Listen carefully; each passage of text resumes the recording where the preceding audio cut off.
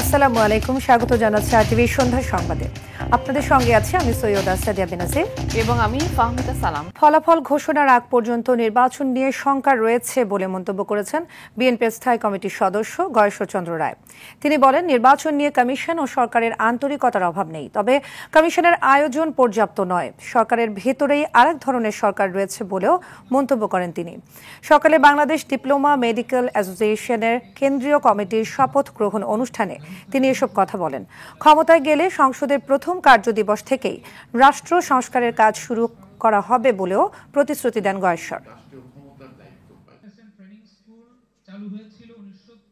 Doctor Mohammad ইউনূসের আন্তরিকতার অভাব আমি বলবো না, আমি নির্বাচন কমিশনেরও আন্তরিকতার অভাব বলবো না, কারণ সরকারের ভিতরে সরকার আছে।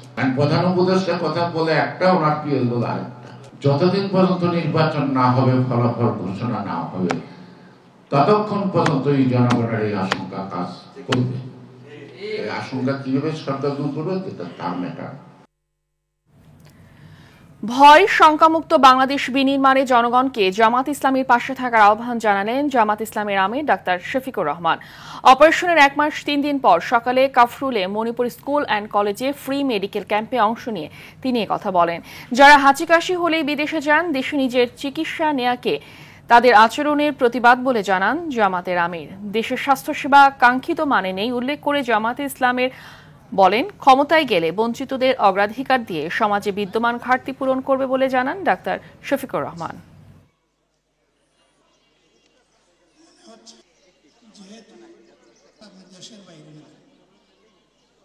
এই সমাজ বদলানোর দায়িত্ব আপনারা যদি আমাদের হাতে তুলে দেন, আমরা খেটে খুঁটে চেষ্টা করব সমাজের এই ঘাটতিগুলো পূরণ করার। শুধু স্বাস্থ্যের ক্ষেত্রে নয়, শিক্ষা, স্বাস্থ্য থেকে শুরু করে যতগুলো নাগরিক পরিষেবা সকল পরিষেবায় বঞ্চিতরা অগ্রাধিকার পাবে ইনশাআল্লাহ। বঞ্চিতদের অধিকার তাদের হাতে তুলে না দেওয়া পর্যন্ত ওই সেবা আমরা গ্রহণ করব না। ডাকসু নির্বাচনের শেষ সময়ে ভোটারদের মন জয়ের লক্ষ্যে প্রচারের মাত্রা বাড়িয়েছে প্রার্থীরা। জুমার নামাজ শেষে উৎসবের আমেজ বিরাজ করছে গোটা বিশ্ববিদ্যালয় ক্যাম্পাসে। এদিকে জিএস প্রার্থী বাকের মজুমদারকে সমর্থন জানিয়ে ভোটের মাঠ ছেড়ে সরে দাঁড়ালেন মাহিন সরকার। এদিকে প্রচারের শেষ মুহূর্তে এসেও থেমে নেই প্রার্থীদের পাল্টাপাল্টি অভিযোগ। রাকিব হাসানের রিপোর্টে দেখুন বিস্তারিত। প্রচারের বাকি আর মাত্র 2 দিন। ছুটির দিনেও হলে হলে প্রচারে ব্যস্ত সময় পার করছেন প্রার্থীরা। বিতরণ করছেন ইস্তেহার ও লিফলেট। এত প্রচারের মাঝেও নাটকীয়ভাবে ভোটের মাঠ থেকে সরে দাঁড়ালেন সমন্বিত শিক্ষার্থী সংসদের মাহিন সরকার। মধুর ক্যান্টিনে দুপুর 12টার দিকে এক সংবাদ সম্মেলনে এ ঘোষণা দেন তিনি। আমি আমার সমর্থন আবু বাকের মজুমদারের প্রতি ব্যক্ত করছি। সকলের প্রতি আহ্বান জানাচ্ছি, আবু বাকের মজুমদারকে আপনারা জিএস পদে নির্বাচিত করুন। এদিকে ছাত্র দল ও ছাত্র শিবিরের প্যানেলের প্রার্থীরা আচরণবিধি লঙ্ঘন করছেন বলে অভিযোগ ছাত্র অধিকার পরিষদের মনোনীত প্যানেল ডাকসু ফর চেঞ্জের ভিপি প্রার্থী বিনিয়ামিন মোল্লার। নিয়ম ভঙ্গের ছড়াছড়ি, কারোর জন্য একদিন বাড়িয়ে দেওয়া হয়, কেউ ফেস্টুন টানা সেটা তুলতে পারে না, একদিন সময় লাগে। আবার লাইব্রেরিতে গিয়ে প্রচারণা করে, আবার বুক ফুলিয়ে বলে যে লাইব্রেরিতে প্রচারণা করা নাকি নিয়ম ভঙ্গ না। মহসিন হলে প্রচার চালান ছাত্র দলের ভিপি প্রার্থী।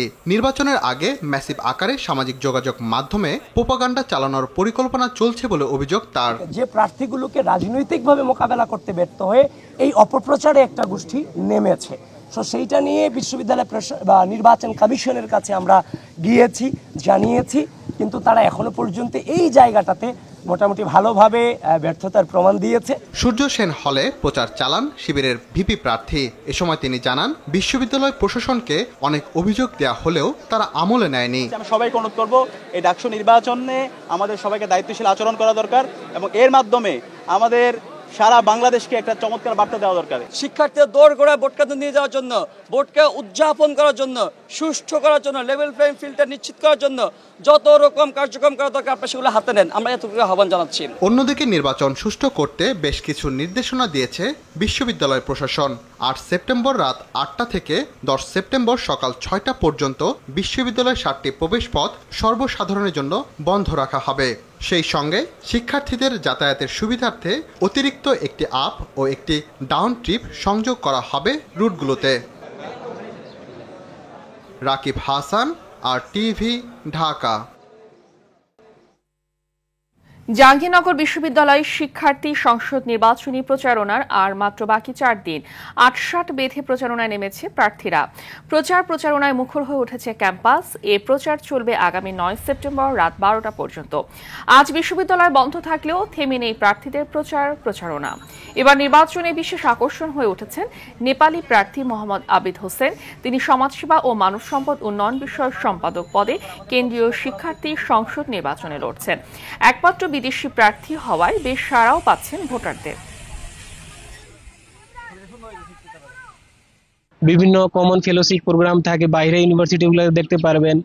ওর ধরেন একটা এনজিও নন এনজিও এর সাথে কথাবার্তা বলে ওইরকম একটা প্রোগ্রাম থাকুক যাতে সবাই আন্ডার গ্রাজুয়েশন থাকাকালীন একটা ইন্টার্ন করে টাকা পয়সা অর্জন করতে পারে, একটা ফাইন্যান্সিয়ালি স্টেবল হতে পারে। মাঠের অবস্থা বেশ প্রতিদ্বন্দ্বিতামূলক মনে হচ্ছে। মাঠ রিড করাও বেশ টাফ হচ্ছে, যে কে কতটুকু এগিয়ে যাচ্ছে না যাচ্ছে কিছুই বোঝা যাচ্ছে না। আশা করি আমার সাধারণ শিক্ষার্থী ভাই বোনরা আমার এই ইচ্ছেটুকুকে, তারা আমার এই স্বাধীনতার যে আমি প্র্যাকটিসটা জারি রাখতে চেয়েছি, আমি জাহাঙ্গীরনগর বিশ্ববিদ্যালয়ের সাধারণ শিক্ষার্থীদের সমস্যাগুলো তুলে ধরার চেষ্টা করেছি আমার ইস্তেহারে, এবং সেই মতোই আমি সমাধানের দিকে এগিয়ে যেতে চাই। বারবার নানা ঘটনাকে কেন্দ্র করে সংঘর্ষে জড়িয়ে পড়ছে চট্টগ্রাম বিশ্ববিদ্যালয়ের শিক্ষার্থী ও আশেপাশের এলাকাবাসীরা। সম্প্রতি ছাত্রী হেনস্থার ঘটনার জের ধরে রণক্ষেত্রে পরিণত হয় বিশ্ববিদ্যালয় এলাকা। এসব কিছুর পেছনে স্বার্থান্বেষী মহলের উস্কানিকে দায়ী করছে স্থানীয়রা। সংশ্লিষ্টরা বলছেন, স্থানীয় প্রশাসনের সঙ্গে বিশ্ববিদ্যালয় প্রশাসনের সমন্বয়হীনতায় প্রায় ঘটছে রক্তক্ষয়ী সংঘর্ষ। চট্টগ্রাম থেকে সাইফুল মাহমুদের পাঠানো তথ্যচিত্রে আরও জানাচ্ছেন আব্দুল হামিদ। গত 30 আগস্ট শনিবার দিবাগত রাতে চট্টগ্রাম বিশ্ববিদ্যালয়ের 2024-25 শিক্ষাবর্ষের এক ছাত্রীর সঙ্গে কথা কাটাকাটির জের ধরে তাকে মারধর করা হয় বলে অভিযোগ ওঠে বাসার দারোয়ানের বিরুদ্ধে। শিক্ষার্থীরা খবর পেয়ে ঘটনাস্থলে গেলে তাদের সঙ্গে সংঘর্ষ বাধে স্থানীয়দের। পরদিন সংঘর্ষের মাত্রা এতটাই তীব্র হয় যে স্থানীয়দের দা চাপাতির কোপে গুরুতর আহত হন বেশ কয়েকজন শিক্ষার্থী। শিক্ষার্থীদের বাসা ভাড়া, বাজার বা যাতায়াত সেবার মতো গুরুত্বপূর্ণ সেবা দিয়ে থাকে স্থানীয়রা। অন্যদিকে শিক্ষার্থীদের সেবা প্রদানের বিনিময়ে লাভবান হন এলাকাবাসী।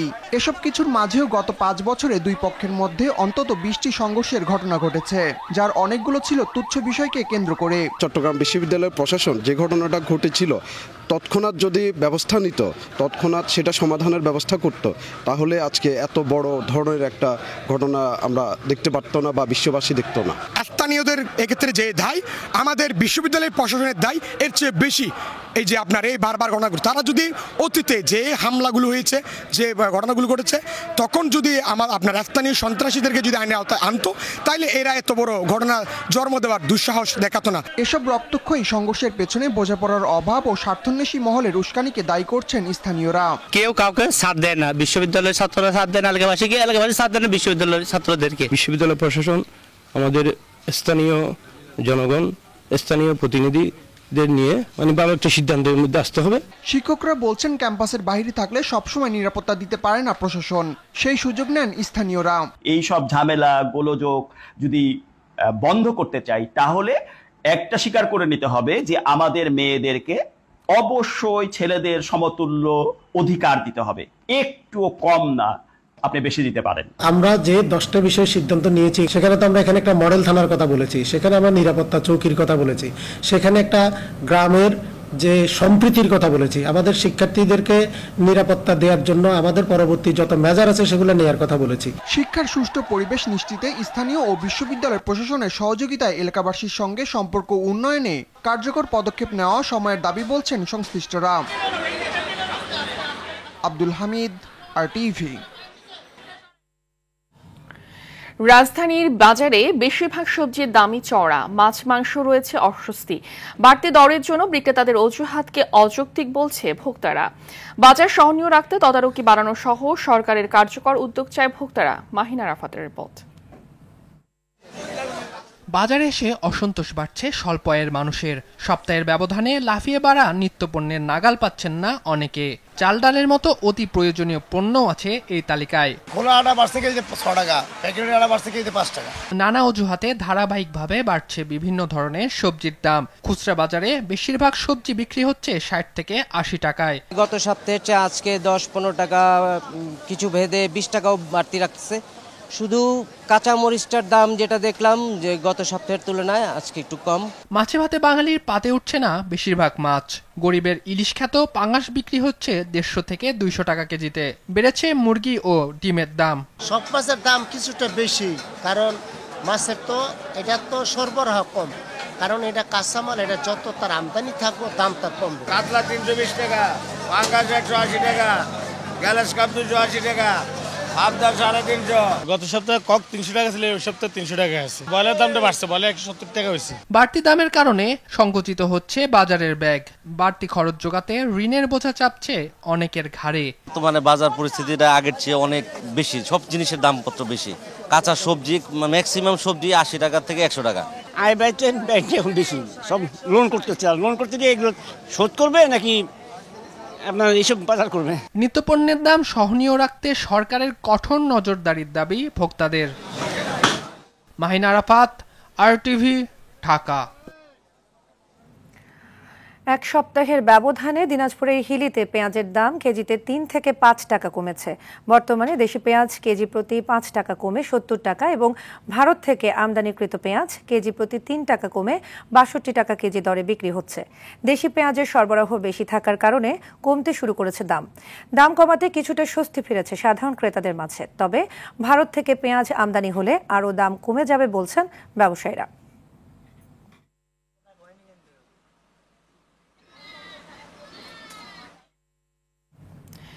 সামাজিক যোগাযোগ মাধ্যমে আসক্তি বাড়ছে শিশুদের। দিনের দীর্ঘ সময় বিভিন্ন রিলস আর শর্টস দেখে সময় কাটে তাদের। এর ফাঁকেই সামনে চলে আসে নানান অশালীন কন্টেন্টও, যা নিয়ে উদ্বিগ্ন অভিভাবকরা। আর অনলাইন দুনিয়ার অনাকাঙ্ক্ষিত এসব ছবি, ভিডিও শিশুদের জন্য ঝুঁকি বলে মনে করছেন বিশেষজ্ঞরা। নাজমুল হুদার রিপোর্ট। মুঠোফোন বা ল্যাপটপের পর্দায় চোখের সামনে জ্বলে ওঠে রঙিন দুনিয়ার আলো। গভীর মনোযোগে শিশুদের রঙিন চোখও দেখে তা। দিন দিন বাড়ছে শিশুদের সামাজিক যোগাযোগ মাধ্যম ব্যবহারের আসক্তি। ফেসবুক, ইউটিউব কিংবা ইনস্টাগ্রামের সাজেস্ট করা রিলস আর শর্টসে বুঁদ হয়ে থাকছে তারা। পড়া শেষ হয়ে গেলে একটু মোবাইল অথবা ল্যাপটপ দেখি, ইউটিউব দেখি অথবা মাঝে মধ্যে গেম খেলি। আমি যখন ঘুমাই আমি একটু লুকিয়ে লুকিয়ে আমার কোনো লাইভ করি বা আমি কিছু একটা করি, মোবাইলে কার্টুন দেখি বা ইনস্টা, ফেসবুক বা এরকম চালাই। পড়ালেখা করতে ভালো লাগে না, এই জন্য খালি মোবাইল দেখি। দুষ্টামি করতে ভালো লাগে, পড়তে ভালো লাগে না। অ্যালগোরিদমের ফাঁক দিয়ে এসব যোগাযোগ মাধ্যমে ভেসে বেড়ায় নানা আপত্তিকর কন্টেন্ট, যা চোখ এড়ায় না শিশুদের। এ নিয়ে অস্বস্তিতে পড়েন অভিভাবকরা। আপত্তিকর অনেক কিছুই চলে আসে, যেটা আসলে বাচ্চাদের চোখে পড়লে ওরা তো বুঝে না, যে পরে আমাদের প্রশ্ন করে আম্মু এটা কি। যেসব নোংরামি করে ক্রিয়েটররা, আগে এদের কঠোর শাস্তি হওয়া দরকার এবং এদের কঠিনভাবে কন্ট্রোল আরোপ করা দরকার এদের উপরে। শহরে খেলাধুলার জন্য পর্যাপ্ত মাঠ না থাকায় মুঠোফোনেই বিনোদন খুঁজে বেড়ায় শিশুরা। তবে সামাজিক যোগাযোগ মাধ্যমে বিনোদনমূলক নানা ভিডিওর বদলে হঠাৎই ভেসে ওঠা আপত্তিকর কন্টেন্ট প্রশ্ন তুলছে শিশুদের অনলাইন নিরাপত্তা নিয়ে। তো এটার থেকে পরিত্রাণ পাওয়ার একটাই ওয়ে হচ্ছে, আপনি যদি কখনো এই ধরনের ইয়াতে ক্লিক করে থাকেন, পরবর্তীতে যখন 2-1 অ্যাড আসবে আপনি কিন্তু ডান পাশে দেখবেন ক্রস চিহ্ন। এই ক্রস চিহ্নতে যদি আপনি ক্লিক করেন তখন আপনি বুঝাচ্ছেন যে আমি এটা চাচ্ছি না। ভার্চুয়াল অঙ্গনে সংবেদনশীল কন্টেন্টগুলো শিশুদের মনস্তত্ত্বের পাশাপাশি প্রভাব ফেলছে আচরণেও। অ্যাডাল্ট কন্টেন্ট থেকে শুরু করে উত্তেজনাকর কন্টেন্ট থেকে শুরু করে ভায়োলেন্ট কন্টেন্ট, এগুলো যখন তাদের মধ্যে চলে আসে তখন একটা শিশুর ভেতরে চিন্তা ও আচরণের পরিবর্তন হয়। চিন্তায় সে অনেকখানি আমরা বলবো অ্যাগ্রেসিভ হয়ে যেতে পারে, আচরণেও সে অনেকখানি অ্যাগ্রেসিভ হয়ে যেতে পারে এবং সেগুলো কিন্তু তার শিক্ষা জীবন, ব্যক্তি জীবন, পারিবারিক জীবন এবং তার যে পড়ালেখা সব কিছুর উপর একটা নেতিবাচক প্রভাব ফেলবে।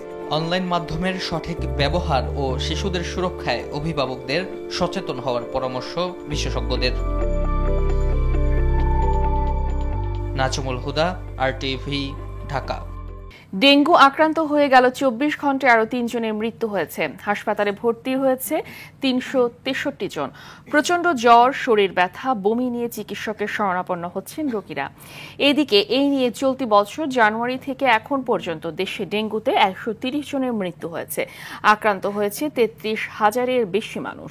চিকিৎসকরা বলছেন, সময় মতো রোগীকে প্রয়োজনীয় চিকিৎসা দিতে পারলে মৃত্যুহার শূন্যে নামিয়ে আনা সম্ভব। তাই 3 দিনের বেশি জ্বর থাকলেই দ্রুত চিকিৎসকের শরণাপন্ন হওয়ার পরামর্শ বিশেষজ্ঞদের।